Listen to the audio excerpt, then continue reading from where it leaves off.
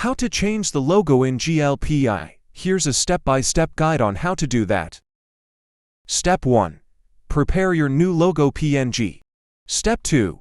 Locate the GLPI theme folder. Go to the directory where GLPI is installed.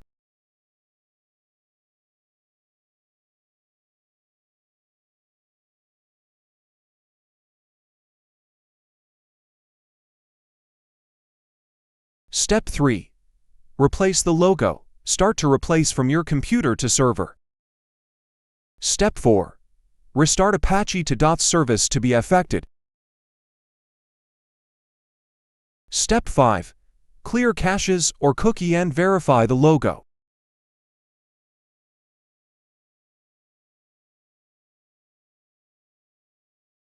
Now the logo has changed.